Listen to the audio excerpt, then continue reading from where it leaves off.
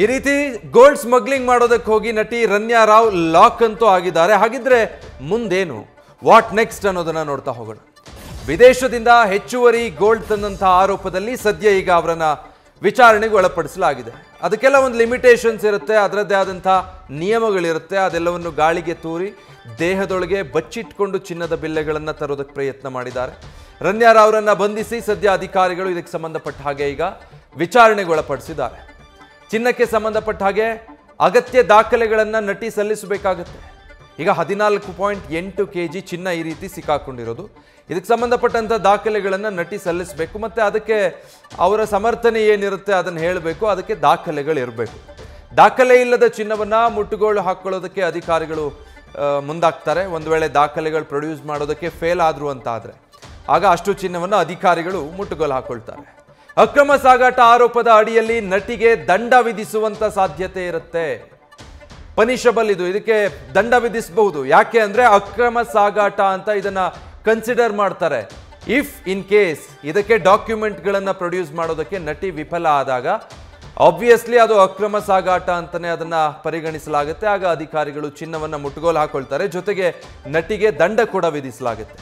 ಚಿನ್ನದ ಪ್ರಮಾಣ ಹೆಚ್ಚಾಗಿರೋದ್ರಿಂದ ಜೈಲು ಶಿಕ್ಷೆಗೂ ಕೂಡ ಅವಕಾಶಗಳಿದಾವೆ. ಡೀಟೇಲ್ಸ್ ಕೊಡ್ತಾರೆ ಈ ಬಗ್ಗೆ ನಮ್ಮ ಪ್ರತಿನಿಧಿ ಚಂದ್ರಶೇಖರ್ ಲೈವ್ ನಲ್ಲಿ ಜಾಯ್ನ್ ಆಗ್ತಾ ಇದ್ದಾರೆ.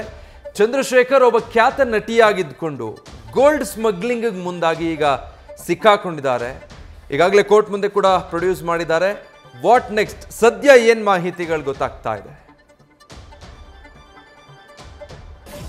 ವಿಜಯ್, ಏನು ನಿನ್ನೆ ಸಂಜೆ ಸುಮಾರು 7:15 ಟೈಮ್ನಲ್ಲಿ ಏನು ದುಬೈನಿಂದ ಬೆಂಗಳೂರಿಗೆ ಬಂದಂತಹ ರನ್ಯಾ ರಾವನ್ನ DRI ಅಧಿಕಾರಿಗಳು ಈಗ ಸದ್ಯಕ್ಕೆ ಅರೆಸ್ಟ್ ಮಾಡಿ ವಶಕ್ಕೆ ಪಡೆದಿರುವಂತಹದ್ದು. ವಶಕ್ಕೆ ಪಡೆದು ನಿನ್ನೆ ರಾತ್ರಿಯಿಂದ ಕೂಡ ವಿಚಾರಣೆ ನಡೆಸ್ತಾ ಇದ್ದಾರೆ. ಅಂದರೆ ಸುಮಾರು 14.8 kg ಅಷ್ಟು ಒಂದು ಚಿನ್ನದ ಬಿಸ್ಕೆಟನ್ನು ತೆಗೆದುಕೊಂಡು ಬಂದಿದ್ದಾರೆ ಅನ್ನುವಂತಹ ಮಾಹಿತಿ ಸದ್ಯಕ್ಕೆ ಗೊತ್ತಾಗಿರುವಂತಹದ್ದು. ಈ ಹಿನ್ನೆಲೆಯಲ್ಲಿ ಈ ಚಿನ್ನವನ್ನು ಯಾವಾಗ ಅಂದರೆ ಬುಕ್ ಮಾಡಿದ್ರು ಮತ್ತು ಇದಕ್ಕೆ ಟ್ಯಾಕ್ಸ್ ಕಟ್ಟಿದ್ದಾರಾ ಇಲ್ವಾ ಅನ್ನುವಂತಹ ಎಲ್ಲ ಪ್ರತಿಯೊಂದನ್ನು ಕೂಡ ಚೆಕ್ ಮಾಡ್ತಾ ಇದ್ದಾರೆ. ಆದರೆ ಎಲ್ಲೊಂದು ಕಡೆ ಇದು ಬಹುತೇಕ ಇದು ಅಕ್ರಮವಾಗಿ ಸಾಗಾಟ ಮಾಡಿದ್ದಾರೆ ಅಥವಾ ಅಕ್ರಮವಾಗಿ ತೆಗೆದುಕೊಂಡು ಬಂದಿದ್ದಾರೆ ಅನ್ನುವಂತಹದ್ದು ಈಗ ಸಾಬೀತಾದ ಹಿನ್ನೆಲೆಯಲ್ಲಿ ಸದ್ಯಕ್ಕೆ ಆಕೆಯನ್ನು ಅರೆಸ್ಟ್ ಮಾಡಿ ಏನು ಆರ್ಥಿಕ ಅಪರಾಧ ದಳ ಏನು ಒಂದು ಕೋರ್ಟ್ ಇದೆ ಆ ಒಂದು ಕೋರ್ಟ್ ಮುಂದೆ ಹಾಜರುಪಡಿಸಿದಾದ ನಂತರ ಮತ್ತೆ ಮುಂದಿನ ವಿಚಾರಣೆ ಮಾಡುವಂಥ ಎಲ್ಲ ಸಾಧ್ಯತೆ ಇರುವಂತಹದ್ದು. ಸದ್ಯಕ್ಕೆ ನಾನು DRI ಏನು ಕಚೇರಿ ಇದೆ ಈ ಒಂದು ಕಚೇರಿಯ ಮುಂಭಾಗದಲ್ಲಿ ಇರುವಂತಹದ್ದು.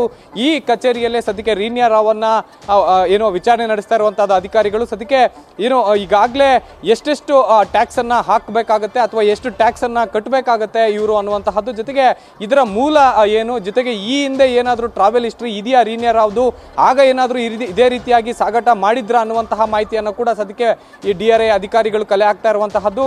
ಮುಖ್ಯವಾಗಿ ಏನು ಈಕೆ ಚಿನ್ನವನ್ನು ಅಕ್ರಮ ಸಾಗಾಟ ಮಾಡ್ತಾ ಇದ್ರು, ಆ ಒಂದು ಅಕ್ರಮ ಸಾಗಾಟದ ಹಿಂದೆ ಇರುವಂತಹ ಕೈವಾಡಗಳು ಯಾರಾದರೂ ಇದೆಯಾ ಅಥವಾ ಡೈರೆಕ್ಟ್ ಆಗಿ ಇವರೇ ತೆಗೆದುಕೊಂಡು ಬಂದು ಯಾರಿಗೆ ಕೊಡ್ತಾ ಇದ್ರು ಅನ್ನುವಂತಹ ಎಲ್ಲ ವಿಚಾರವನ್ನ ಸದ್ಯಕ್ಕೆ DRI ಅಧಿಕಾರಿಗಳು ಕಲೆ ಹಾಕ್ತಾ ಇರುವಂತಹದ್ದು. ವಿಜಯ್, ಚಂದ್ರಶೇಖರ್, ಈಗ ದಾಖಲೆ ಇರುವಂತಹ ಚಿನ್ನ ಆಗಿದ್ದಿದ್ರೆ ಅದನ್ನ ದೇಹದೊಳಗೆ ಬಿಲ್ಲೆಗಳ ತರ ಬಚ್ಚಿಟ್ಕೊಂಡು ಬರೋದೇನು ಬೇಕಿರಲಿಲ್ಲ ಅಂತ ಅನ್ಸುತ್ತೆ. ಮೇ ಬಿ ಡಾಕ್ಯುಮೆಂಟ್ಸ್ ಪ್ರೊಡ್ಯೂಸ್ ಮಾಡೋದಕ್ಕೆ ಫೇಲ್ ಆಗಬಹುದು. ಒಂದು ವೇಳೆ ಹಾಗಾದ್ರೆ ಯಾವ ರೀತಿ ಶಿಕ್ಷೆಗೆ ಗುರಿ ಆಗ್ತಾರೆ ಈ ರೀತಿ ಪ್ರಕರಣದಲ್ಲಿ?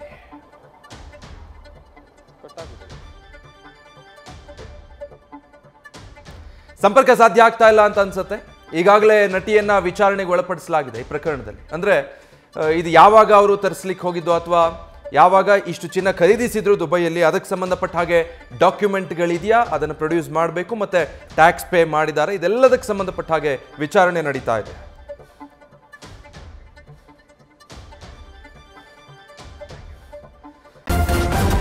ನ್ಯೂಸ್ ಫಸ್ಟ್, ನಿರ್ಭೀತಿಯಿಂದ ನಿಮ್ಮ ಪರವಾಗಿ.